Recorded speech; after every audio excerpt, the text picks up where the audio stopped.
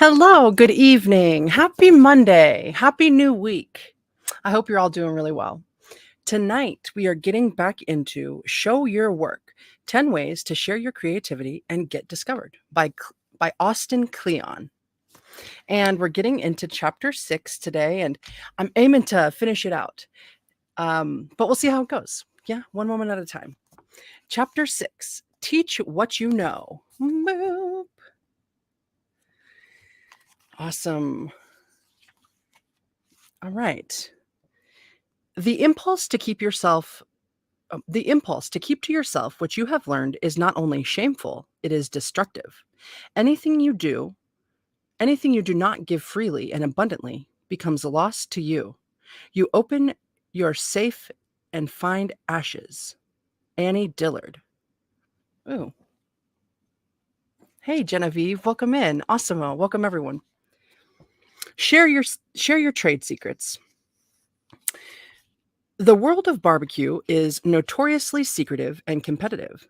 So it was a little bit of a shock last winter for me to be standing behind the legendary Franklin Barbecue here in Austin, Texas, watching Pitmaster and the barbecue wizard Aaron Franklin explain how he smokes his famous ribs in front of a camera crew. My friend Sarah Robertson, a producer at the local PBS station KLRU, had invited me to watch a taping of Barbecue with Franklin, a crowd-funded YouTube series designed to take viewers through every step of the barbecue process.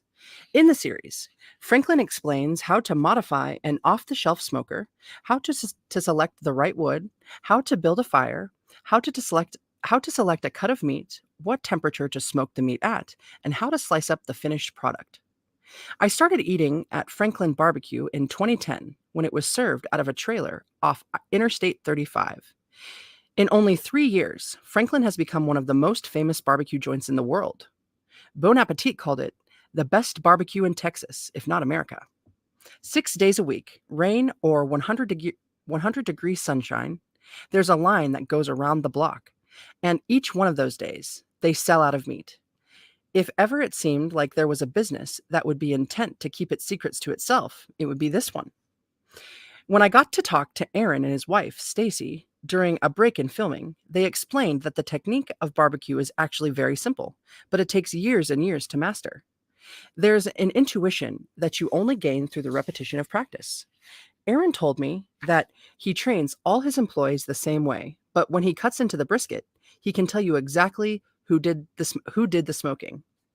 And here's a picture of Franklin and all that stuff. Hey, Mr. Hugh, welcome in.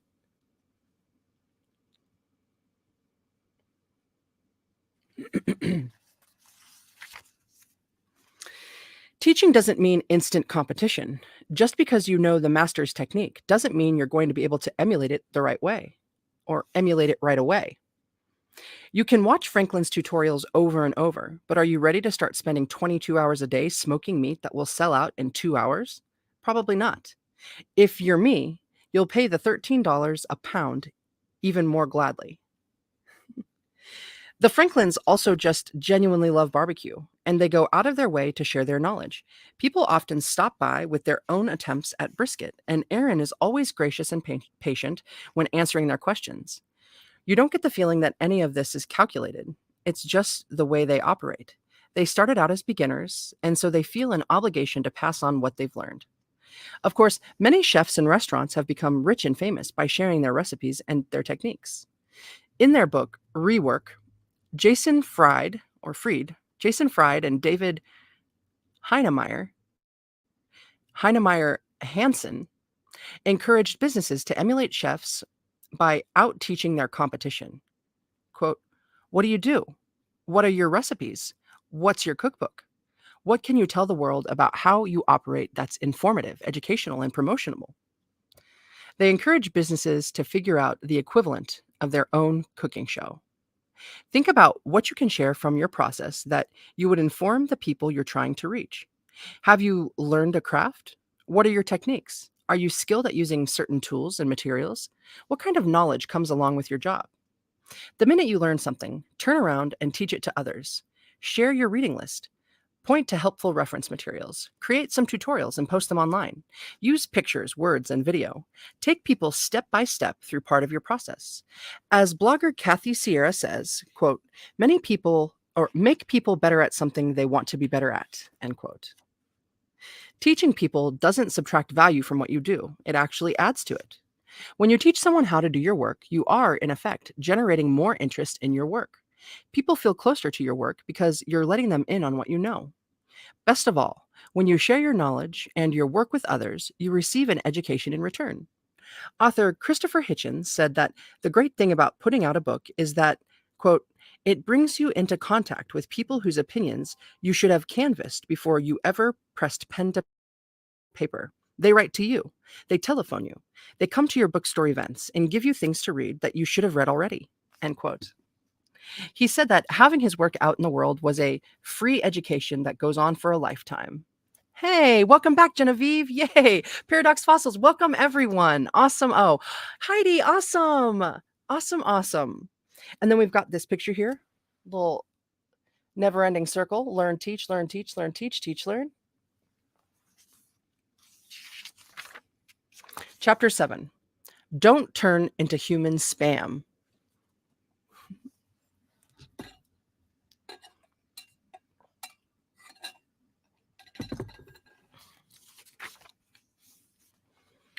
When people realize they're being listened to, they tell you things. Richard Ford. Shut up and listen. When I was in college, there was always one classmate in every creative writing workshop who claimed, quote, I love to write, but I don't like to read, end quote. It was evident right away that you could pretty much write that kid off completely. As every writer knows, if you want to be a writer, you have to be a reader first. Quote, the writing community is full of lame-o people who want to be published in journals, even though they don't read the magazines that they want to be published in, end quote, says writer Dan Chaon, Chaon. Quote, these people deserve the rejections that they will undoubtedly receive, and no one should feel sorry for them when they cry about how they can't get anyone to accept their stories, end quote. I call these people human spam. They're everywhere, and they exist in every profession. They don't want to pay their dues. They want their piece right now, right here, right now. They don't want to listen to your ideas. They want to tell you theirs. They don't want to go to shows, but they thrust flyers at you on the sidewalk and scream at you to come to theirs. You should feel pity for these people and their delusions. At some point, they didn't get the memo that the world owes none of us anything. Of course, you don't have to be a nobody to be human spam. I've watched plenty of interesting, successful people slowly turn into one, or slowly turn into it. The world becomes all about them and their work. They can't find the time to be interested in anything other than themselves. All right, then we've got a graph here. Hoarder, contributor, spammer. And then along the bottom, sharing.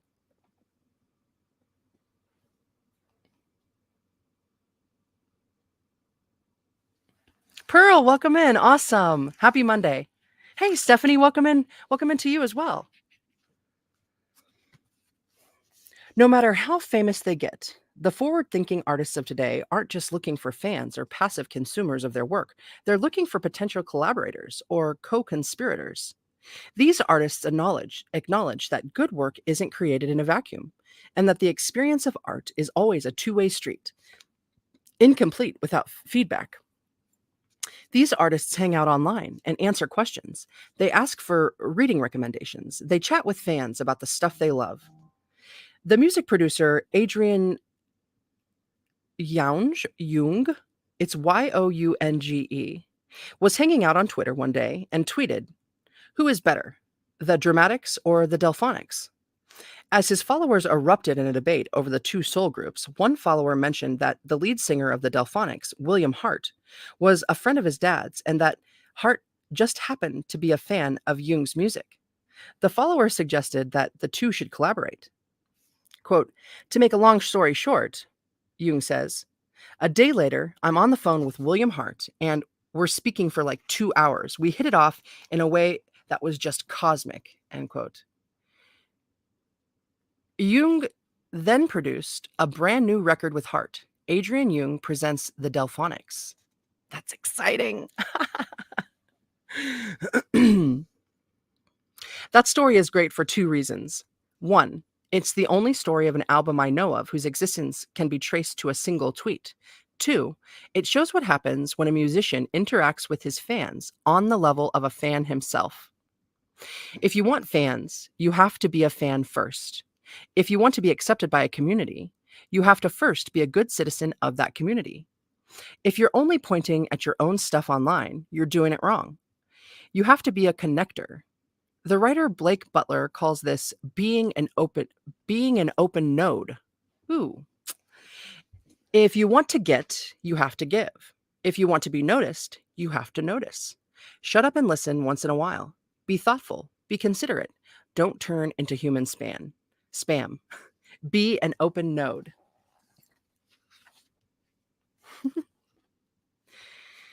Um, what you want is to follow and be followed by human beings who care about issues you care about. This thing we make together. This thing is about hearts and minds, not eyeballs. Jeffrey Zeldman. You want hearts, not eyeballs. Stop worrying about how many people follow you online and start worrying about the quality of people who follow you. Don't waste your time reading articles about how to get more followers. Don't waste time following people online just because you think it'll get you somewhere. Don't talk to people you don't want to talk to, and don't talk about stuff you don't want to talk about. If you want followers, be someone worth following. Barry Hanna said to one of his students, quote, "Have you tried making yourself a more interesting person?" End quote. This seems like a really mean thing to say, unless you think of the word interesting the way writer Lawrence Weschler does. For him, to be interesting is to be curious and attentive, and to practice the continual projection of interest. To put it more simply, if you want to be interesting, you have to be interested. I like it. It is actually true that life is all about who you know, but who you know is largely dependent on who you are and what you do. And the people you know can't do anything for you if you're not doing good work. Quote, connections don't mean shit, says record producer Steve Albini. Continuing the quote, I've never had any connections that weren't a natural outgrowth of doing things I was doing anyway, end quote. Albini laments how many people waste time and energy trying to make connections instead of getting good at what they do, when, quote, being good at things is the only thing that earns you clout or connections, end quote. And then on this page it says, be a good date to everybody. Look, listen, learn. Look, listen, learn how to work with other brains, give credit, and get out of the way.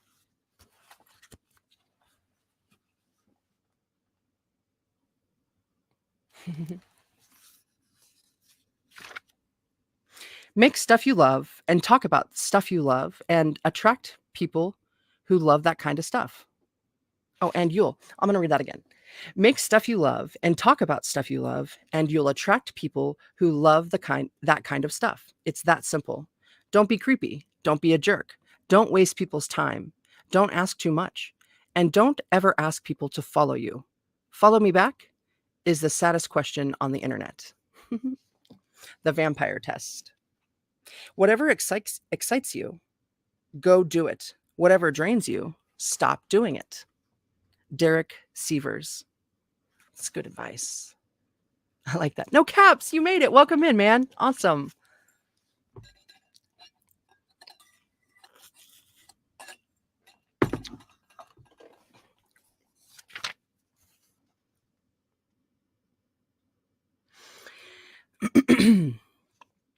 There's a funny story in John Richardson's biography, A Life of Picasso.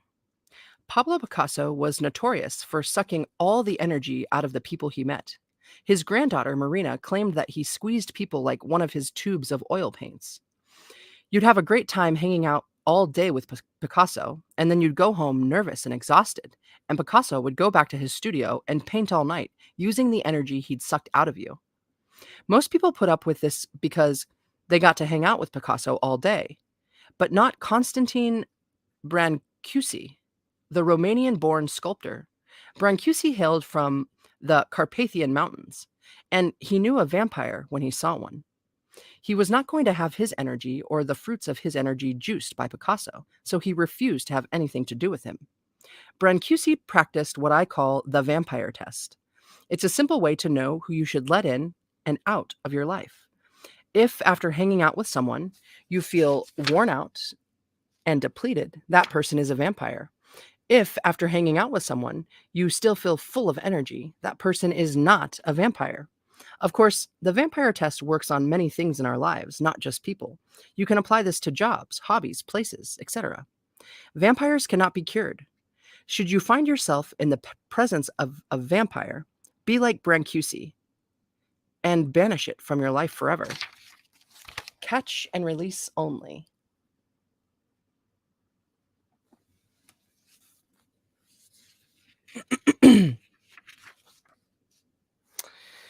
Part of the act of creating is in discovering your own kind. They are everywhere, but don't look for them in the wrong places. Henry Miller. Identify your fellow knuckleballers. Knuckleballers. I recently became fascinated by the baseball pitcher R.A. Dickey. Hey, Ricky Dickey. Dickey's pitch is the knuckleball, a slow, awkward pitch that's really hard to throw with any kind of consistency. When a pitcher throws a knuckleball, he releases the ball with as little spin as possible. The air current moves against the baseball's seams, and it makes the baseball move really strangely. Once a good knuckleball is thrown, it's equally unpredictable to the hitter, the catcher, and the pitcher who threw it. Sounds a lot like the creative process, huh? Knuckleball pitchers are basically the ugly ducklings of baseball. Because there are so few of them, they actually form a kind of brotherhood, and they often get together to share tips with one another. Dickey writes about how rare this is in his memoir, Whenever I Wind Up. Quote, there's no chance that an opposing pitcher, no matter how nice a guy, is going to invite me to watch how he grips and throws his split-fingered fastball or slider. Those are state secrets, end quote. With his fellow knuckleballers, however, things are different. Quote, knuckleballers don't keep secrets. It's as if we have a greater mission beyond our own fortunes, and that mission is to pass it on, to keep the pitch alive, end quote. As you put yourself and your work out there, you will run into your fellow knuckleballers. Say that 5 times fast. There are your real peers, the people who share your obsessions, the people who share a similar mission to your own, the people with whom you share a mutual respect. There will only be a handful or so of them, but they're so important. Do what you can to nurture your relationship with these people. Sing their praises to the universe. Invite them to collaborate. Show them work before you show anybody else. Call them on the phone and share your secrets. Keep them as close as you can. When you pin your kind, you get your team. When you pin your kind, you get your team. What does that mean? I mean, when you pin your kind, you get your team. When you know your kind, when you like get up in there and you know it, that's when it's like your vibe attracts your tribe, I think. It's all about paying attention. Attention is vitality. It connects you with others. Susan Sontag. I was just talking about how precious our attention is. It's the most precious thing we have. Meet up in meet space.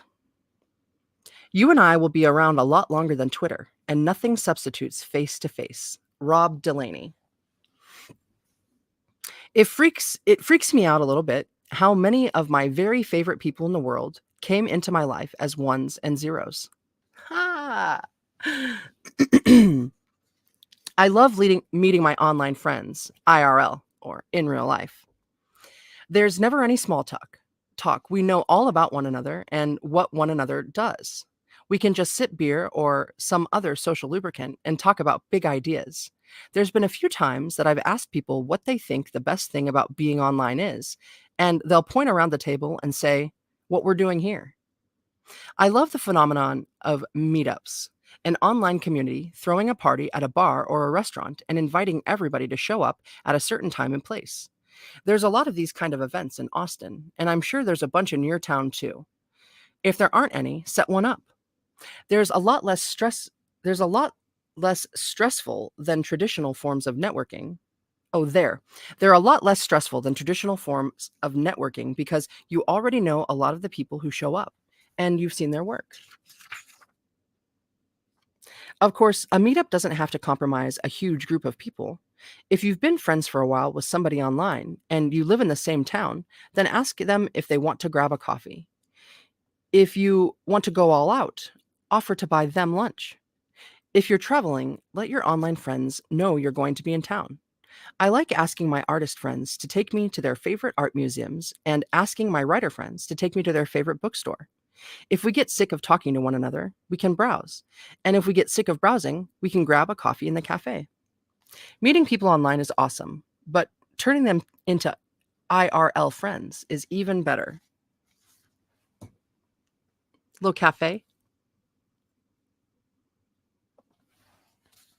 Hey, Deanne, welcome in. 8. Learn to take a punch. Boop.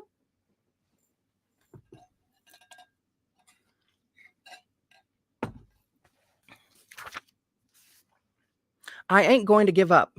Every time you think I'm in one place, I'm going to show up someplace else. I come pre-hated. Take your best shot. Cyndi Lauper. Girls just want to have fun. Ooh, what was that other awesome movie that she did? I loved so much. It was like she was like a psychic and Goldblum. Jeff Goldblum was in it. Anyways, I love that movie. Let them take their best shot. Designer Mike Montiero says that the most valuable skill he picked up in art school was learning how to take a punch. He and his fellow classmates were absolutely brutal during critiques. Quote, "We were basically trying to see if we could get each other to drop out of school." End quote. Those vicious critiques taught him not to take criticism personally. When you put your work out into the world, you have to be ready for the good, the bad, and the ugly. The more people come across your work, the more criticism you'll face. Here's how to take punches. Relax and breathe. The trouble with imaginative people is that we're good at picturing the worst that could happen. The worst that could happen to us. Fear is often just the imagination taking a wrong turn. Bad criticism is not the end of the world. As far as I know, no one has ever died from a bad review. Take a deep breath and accept whatever comes. Consider practicing meditation. It works for me. Straighten your neck. The way to be able to take a punch is to practice getting hit a lot. Put out a lot of work. Let people take their best shot at it. Then make even more work and keep putting it out there. The more criticism you take, the more you realize it can't hurt you. Roll with the punches.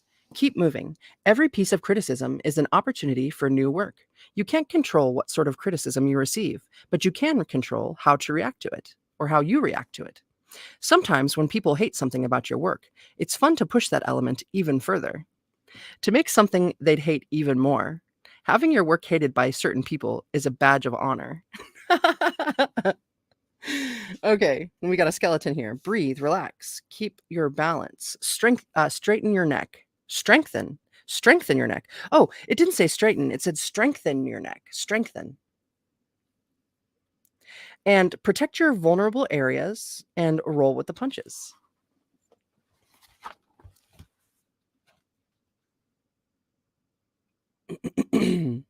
Whee! Protect your vulnerable areas. If you have work that is too sensitive or too close to you to be exposed to criticism, keep it hidden. But remember what writer Colin Marshall says, quote, "Competitive avoidance of embarrassment is a form of suicide," end quote. If you spend your life avoiding vulnerability, you and your work will never truly connect with other people. Keep your balance. You have to remember that your work is something you do, not who you are. This is especially hard for artists to accept. as so much of what they do is personal.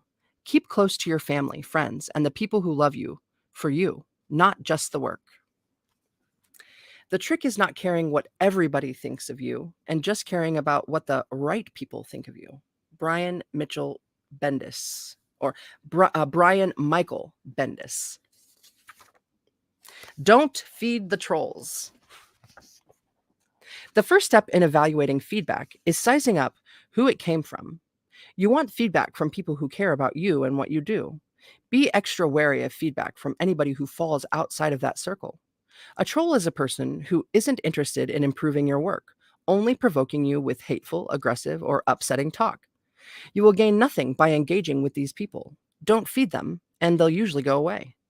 Trolls can come out of nowhere and pop up in unexpected places. Right after my son was born, this woman, presumably a follower, if not a fan, got on Twitter and sent me half a dozen tweets about how she just knew my book, Steal Like an Artist, was written by somebody without kids. And just you wait, mister. Then she proceeded to quote passages from the book, followed by little ejaculations like, "Ha!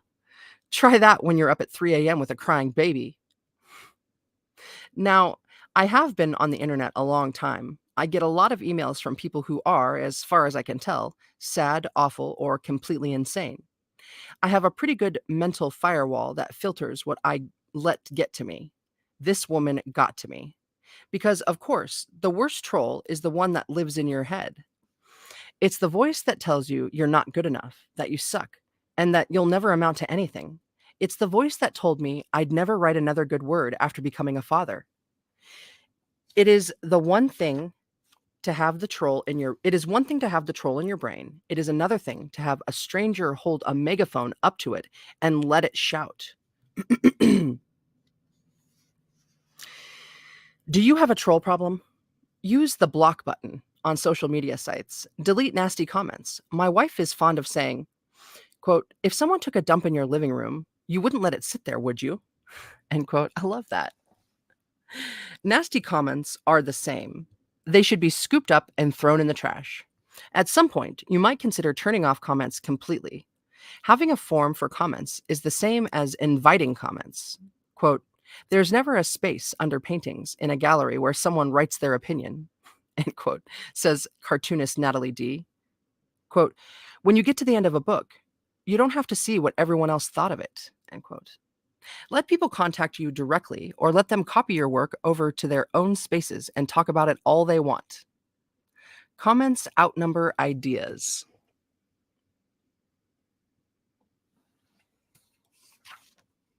9. Sell out.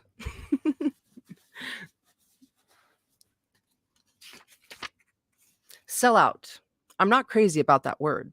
We're all entrepreneurs. To me, I don't care if you own a furniture store or whatever. The best sign you can put up is sold out. Bill Withers. Ain't no sunshine when she's gone. Bottom, bottom, bottom. Even the Renaissance had to be funded.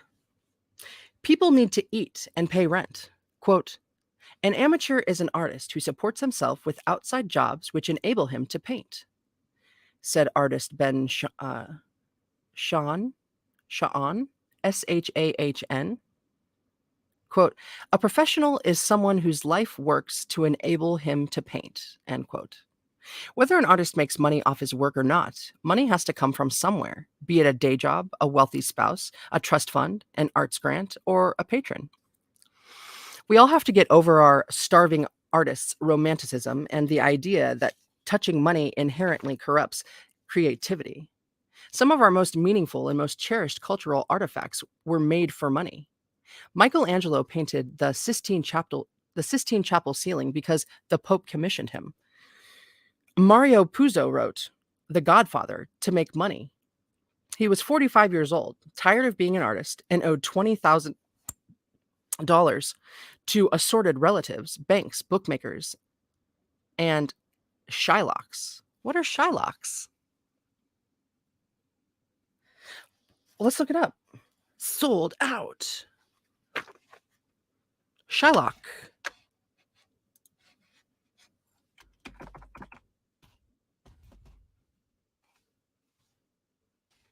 Meaning.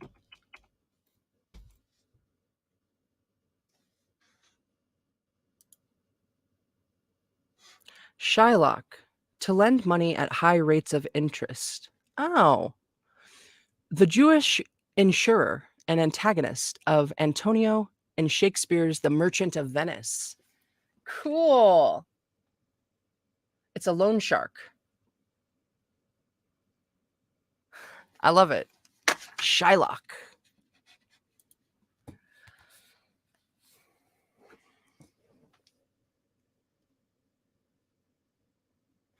So Paul McCartney has said that he and John Lennon used to sit down before a Beatles songwriting session and say, "Now, let's write a swimming pool." End quote. Everybody says they want artists to make money. Let's write a swimming pool. Okay, everybody says they want artists to make money. And then when they do, everybody hates them for it. The word sellout is spit out by the bitterest, smallest parts of ourselves. Don't be one of those horrible fans who stops listening to your favorite band just because they have a hit single. Don't write off your friends because they've had a little bit of success. Don't be jealous when people you like do well. Celebrate their victory as if it's your own. Pass around the hats. Ooh, the hat with stars on it.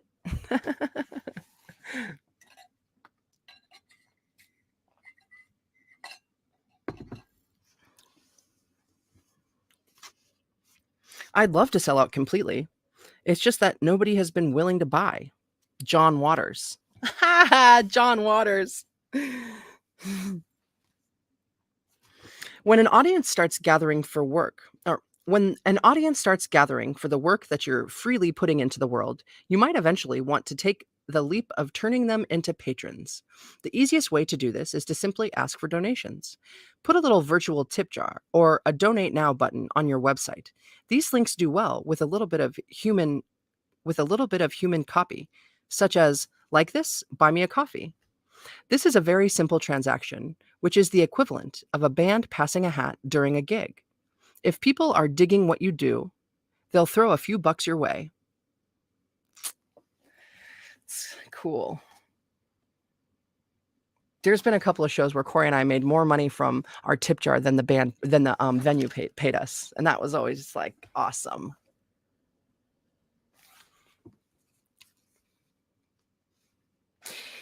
If you have work you want to attempt that requires some upfront capital, platforms like Kickstarter and Indiegogo make it easy to run fundraising campaigns with tiered rewards for donors. It's important to note that these platforms work best when you've already gathered a group of people who are into what you do. The musician Amanda Palmer has had wild success turning her audience into patrons. After showing her work, sharing her music freely, and cultivating relationships with her fans, she asked for $100,000 from them to help record her next album. They gave her more than $1 million. Whoa!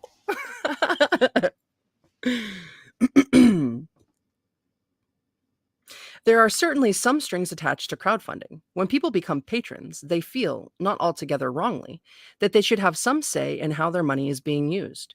It's partly for this reason that my business model is still pretty old-fashioned.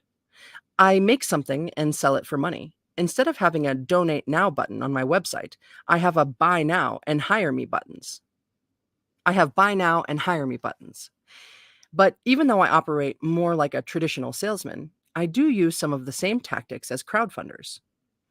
I try to be open about my process, connect with my audience, and ask them to support me by buying the things I'm selling. Beware of selling the things that you love. When people are asked to get out their wallets, you find out how much they really value what you do. My friend John T. Unger tells this terrific story from his days as a street poet. He would do a poetry reading, and afterward, some guy would come up to him and say, "Your poem changed my life, man." And John would say, "Oh, thanks. Want to buy a book? It's $5. And the guy would take the book, hand it back to John, and say, "Nah, that's okay." To which John would respond, "Geez, how much is your life worth?" Whether you ask for donations, crowdfund, or sell your products or services, asking for money in return for your work is a leap you want to take only when you feel confident that that you're putting work out into the world that you think is truly worth something. Don't be afraid to charge for your work, but put a price on it that you think is fair.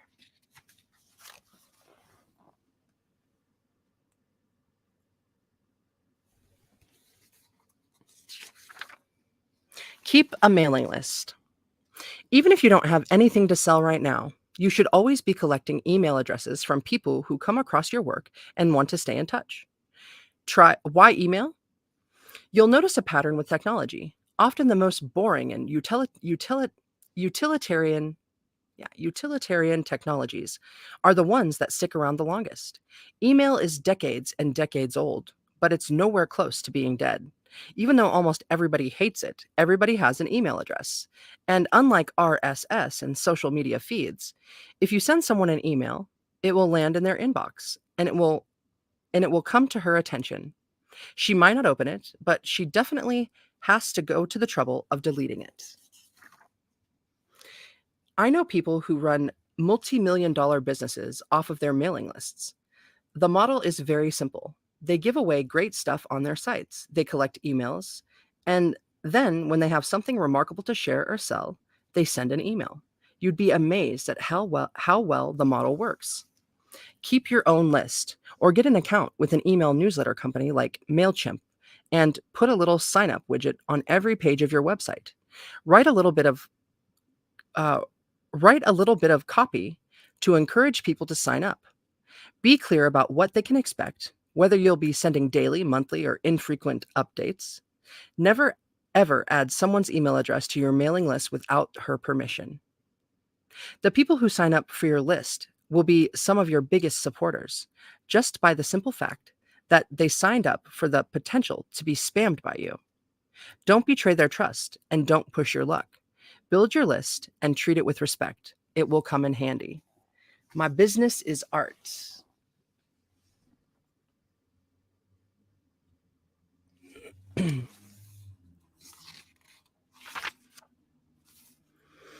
We don't make movies to make money. We make money to make more movies. Walt Disney.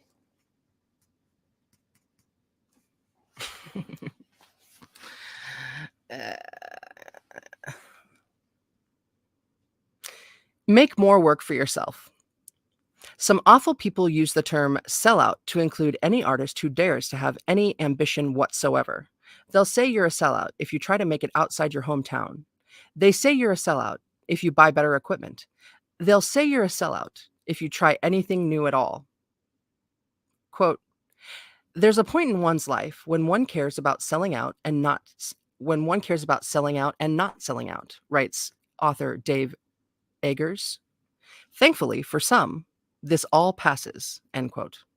What really matters, Eggers says, is doing good work and taking advantage of every opportunity that comes your way. Quote, I really like saying yes. I like new things, projects, plans, getting people together and doing something, trying something, even when it's corny or stupid, end quote. The people who holler, sell out, are all hollering, quote, no, they're the people who don't want things to ever change. Or no, no was the end of the quote. The people who holler, sell out, are all hollering, no, they're the people who don't want things to ever change.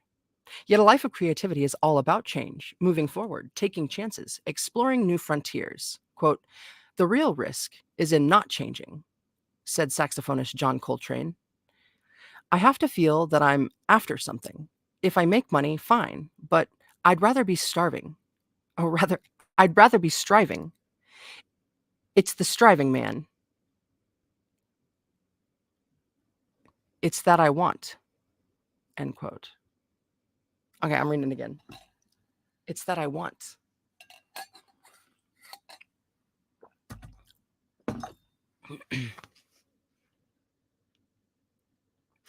The real risk is in not changing. I have to feel that I'm after something. If I make money, fine, but I'd rather be striving. It's the striving man. It's that I want. That's awesome. John Coltrane. Be ambitious. Keep yourself busy. Think bigger. Expand your audience. Don't hobble yourself in the name of keeping it real or not selling out. Try new things. If an opportunity comes along that will allow you to do more of the kind of work you want to do, say yes. If an opportunity comes along that would mean more money, but less of the kind of work you want to do, say no. There is no misery in art. All art is about saying yes, and all art is about its own making. John Curran. Pay it forward.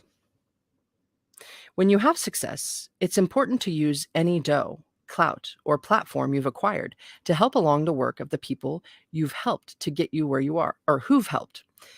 Balls. Okay, let's start over.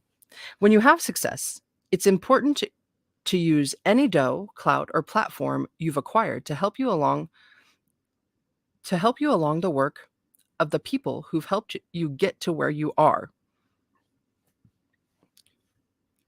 How do I say this word? Extol? Extol your teachers, your mentors, your heroes, your influences, your peers, and your fans. Give them a chance to shine their own work or share their own work. Throw opportunities their way. There's a caveat to all this. As a human being, you have a finite amount of time and attention. At some point, you have to switch from saying yes a lot to saying no a lot. Quote, the biggest problem of success is that the world conspires to stop you doing the thing that you do because you are successful, writes author Neil Gaiman. There was a day when I looked up and realized that I had become someone who professionally replied to email and who wrote as a hobby. I started answering fewer emails, and I was relieved to find I was writing much more. End quote. I find myself in the weird position now where I get way more email from people than I could ever answer and still do everything I need to do. The way I get over my guilt about not answering email is to hold office hours. Once a month, I make myself available so that anybody can ask me anything on my website, and I try to give thoughtful answers that then post so anyone can see. You just have to be as generous as you can, but selfish enough to get your work done. 11 a.m. and practicing. 5 p.m. generosity.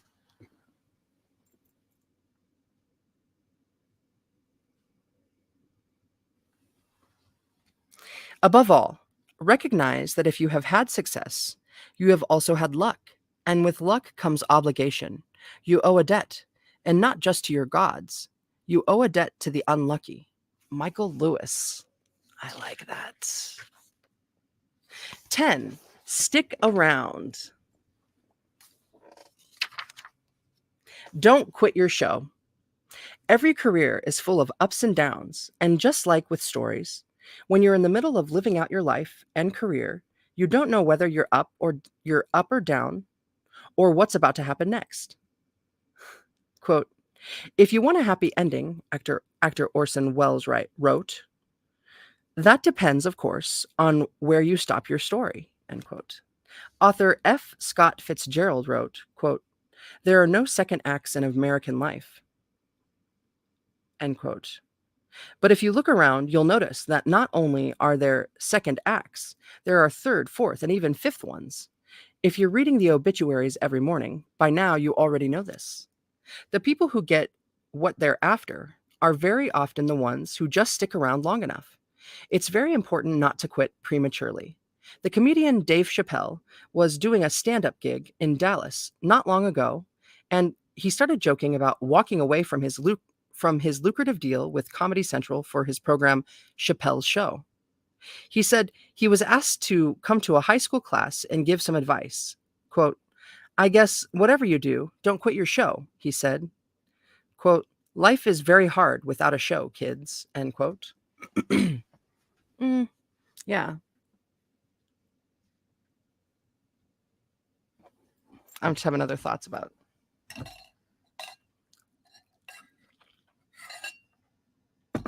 controversial things and Kanye West and this video I saw about Dave Chappelle and Kanye West this past couple of weeks.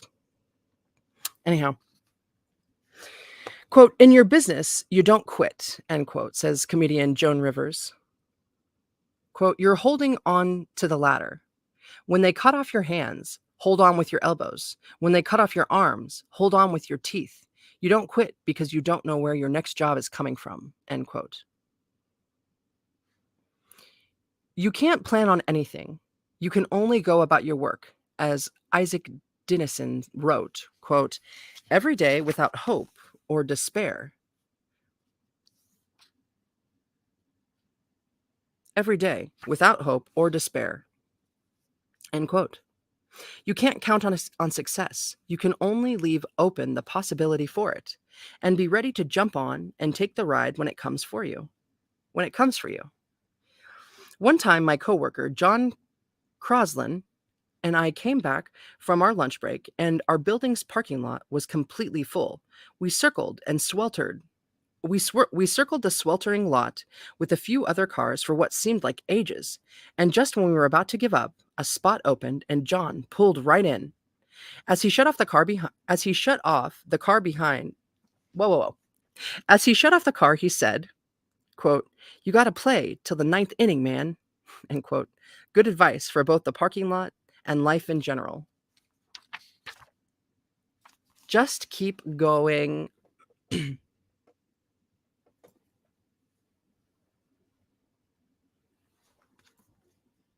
My grandma, when we were younger, we were in the parking lot driving around, and she would get like all pissed off because we couldn't find a spot. She would say, "Hail Mary, full of grace, help us find a parking place." It always worked.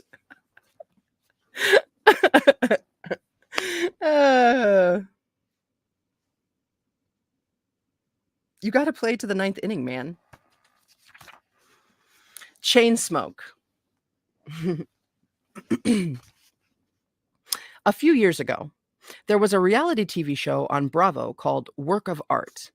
And every week, artists competed against one another for some cash and a chance at landing a museum show. If you won the week's challenge, you were granted immunity for the next round, and you could breathe a little easier for the next week. The host would say something like, "Congratulations, Austin. You've created a work of art. You have immunity for the next challenge." If only life were like reality TV. As every author knows, your last book isn't going to write your next one for you. A successful or failed project is no guarantee of another success or failure. Whether you've just won big or lost big, you still have to face the question, what's next? If you look to artists who've managed to achieve lifelong careers, you detect the same patterns. They all have been able to persevere, regardless of success or failure. Singer-songwriter Joni Mitchell said that whatever she felt was the weak link in her last project gave her inspiration for the next job. Bob Pollard, the lead singer and songwriter for Guided by Voices, says he never gets writer's block because he never stops writing. Author Ernest Hemingway would stop in the middle of a sentence at the end of his day's work, so he knew where to start in the morning. I love that. If Anthony Trollope finished a novel in the middle of his daily 3-hour writing session, he'd begin writing a new one until his time was up. That's awesome.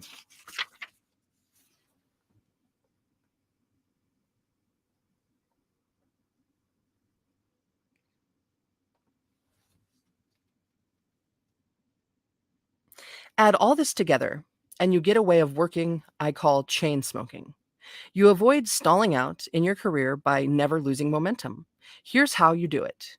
Instead of taking a break in between projects, writing for feedback or waiting for feedback and worrying about what's next, use the end of one project to light up the next one. Just do the work that's in front of you. And when it's finished, ask yourself what you missed, what you could have done better, or what you couldn't get to, and jump right into the next project.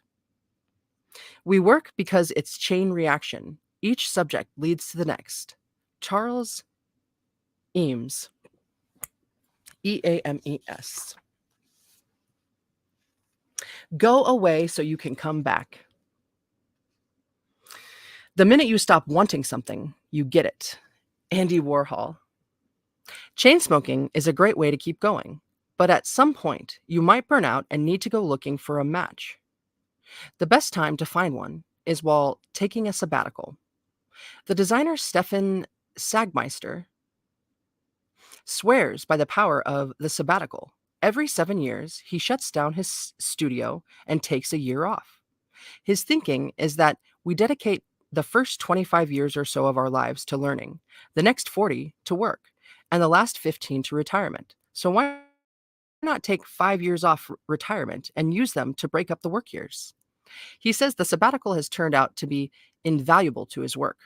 Quote, everything that we designed in the 7 years following the first sabbatical had its roots in thinking done during that sabbatical.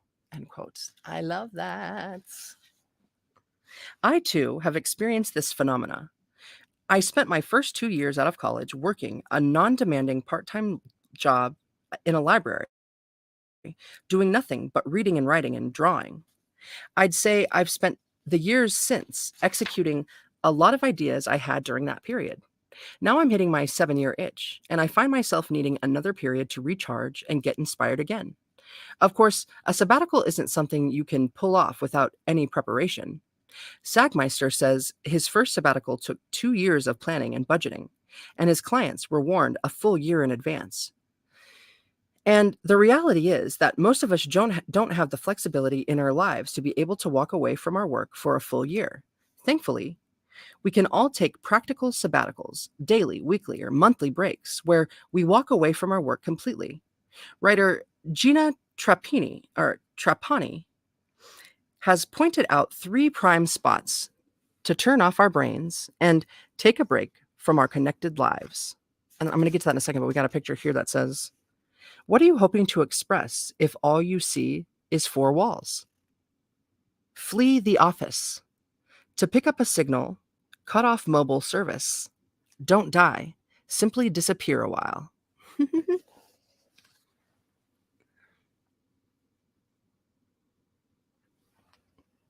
So 1, commute, or bulletin point, commute. A moving train or subway car is the perfect time to write, doodle, read, or just stare out the window. If you commute by car, audiobooks are a great way to safely tune out. A commute happens twice a day, and it nicely separates our work life from our home life. The next one, exercise. Using our body relaxes our mind. And when our mind gets relaxed, it opens up to having new thoughts. Jump on the treadmill and let your mind go. If you're like me and you hate exercise, get a dog. Dogs won't let you get away with missing a day. Nature. Go to a park, take a hike, dig in your garden, get outside in the fresh air, disconnect from anything and everything electronic. It's very important to separate your work from the rest of your life. As my wife said to me, quote, if you never go to work, you never get to leave work, end quote. Every 2 or 3 years, I knock off for a while. That way, I'm constantly the new girl in the whorehouse. Robert Mitchum.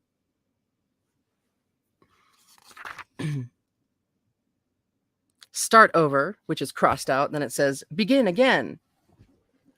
Whenever Picasso learned how to do something, he abandoned it. Milton Glasser.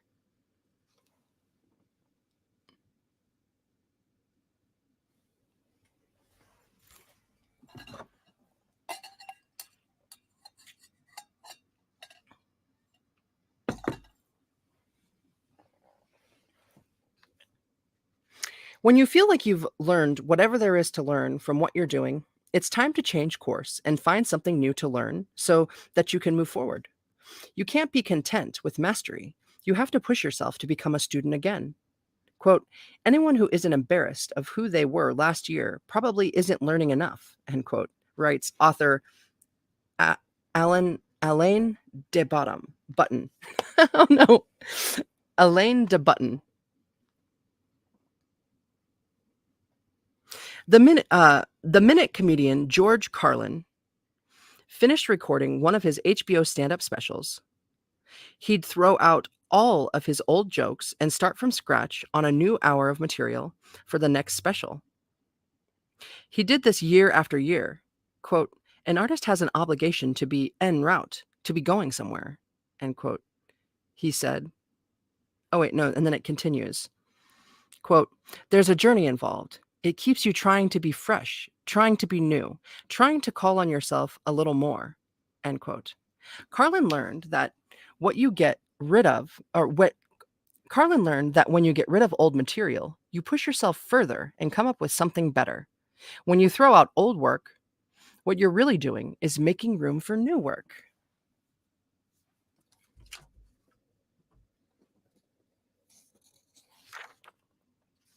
On to the next pipe dream.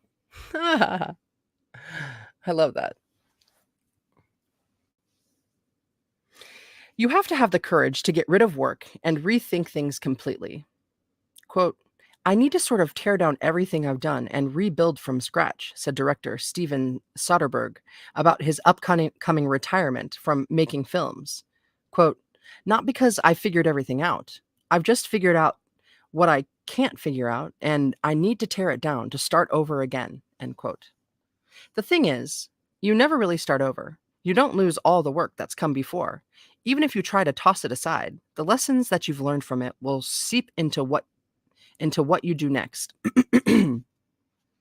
So don't think of it as starting over. Think of it as beginning again. Go back to chapter one, literally, and become an amateur.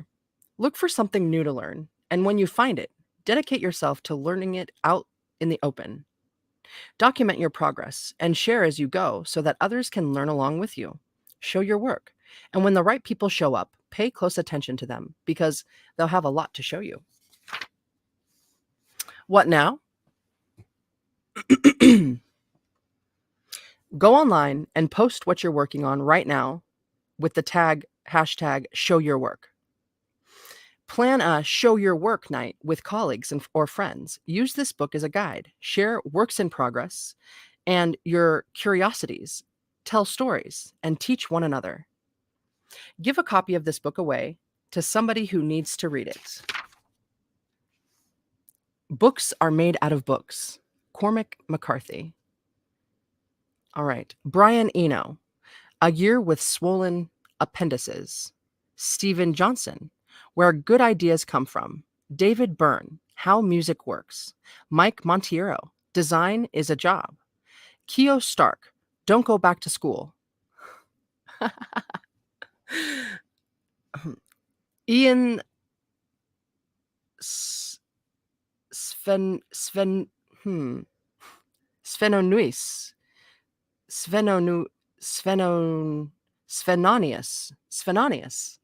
Ian Svenonius. Supernatural Strategies for Making a Rock and Roll Group. Sidney Lumet. Making Movies. P.T. Barnum. The Art of Money Getting. And then YMMV. Your mileage may vary. Some advice can be a vice. Feel free to take what you can use and leave the rest. There are no rules. I show my work at www.austinkleon.com. Behind the scenes, little pictures and stuffs of his.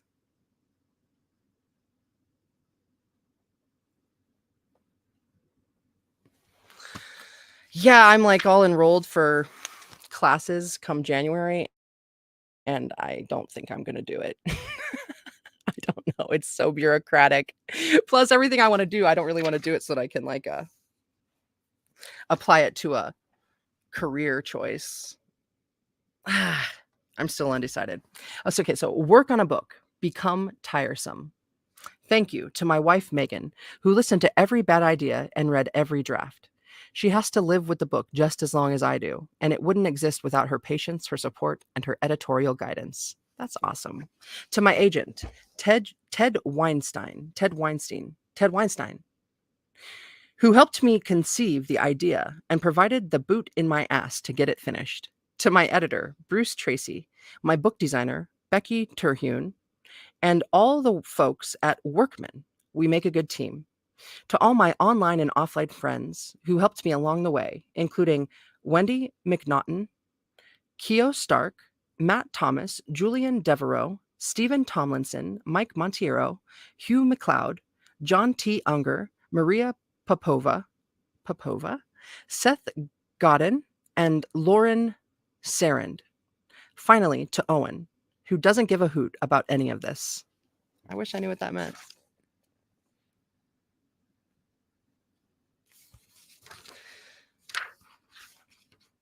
Notes and illustration credits. 1. You don't have to be a genius. I took the photo of Beethoven in San Francisco outside the Academy of Arts and Science in Golden Gate Park. The bust is a copy of sculptor Henry Behrer's monument in Central Park. Read obituaries is also chapter 6.5 in Charles Whelan's 10.5 Things No Commencement Speaker Has Ever Said, Norton, 2012. 2. Think process, not product.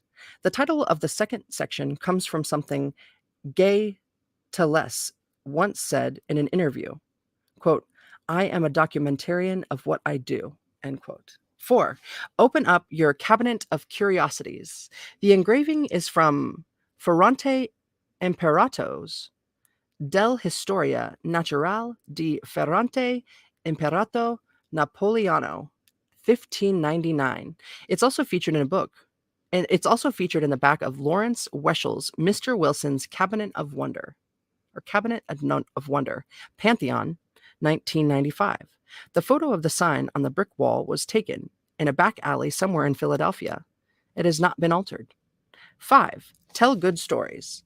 I read about Dan Harmon's thoughts on structure in the October 2011 issue of Wired, which also included an illustration of his story article. Kurt Vonnegut drew his story shapes in several lectures, but his best explanation of the concept can be found in Palm Sunday, Delacorte, 1981. He revisited the shapes later on in A Man Without a Country, 7 Stories, 2005. Gustav Freytag was a German playwright and novelist who wrote about what would come to be known as Freytag's Pyramid in his 1876 book, Die Technik des Dramas. 7. Don't turn into human spam. The catch and release only fishing sign was photographed at Mueller Lake Park in Austin, Texas. The last photo was taken at the Dairy Queen on Manor Road in East Austin. 9. Sellout. The title of the first section is a paraphrase of a professor at Whitman College named Tommy Howells, whose students recorded him saying, quote, the Renaissance, like everything else, had to be financed, end quote. Read more of his aphorisms on Twitter at Tommy Howells. Quote, please pay me, end quote, is an erasure of a parking sign in Seattle, Washington. My business is art is an erasure of a parking sign in Lockhart, Texas. Cool. I wonder what the sign originally says. I spotted the church sign outside of Knox Presbyterian Church in Toronto, Ontario. And 10, stick around. Quote, you got to go away so you can come back, end quote, was something David Lynch's character said on the 3rd season of the television show Louie. And that's that. This was, I think, his first book. Oh, I gotta sneeze.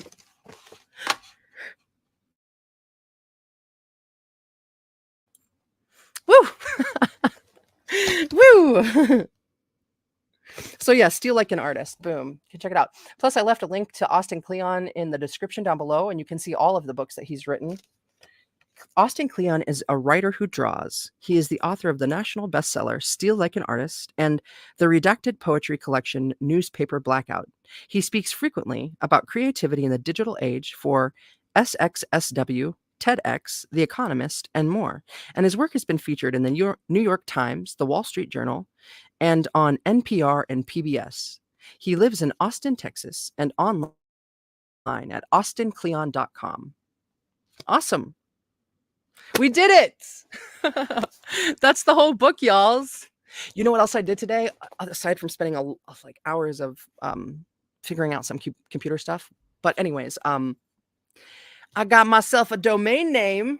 Thanks, Austin Kleon. I'm so excited. One moment at a time.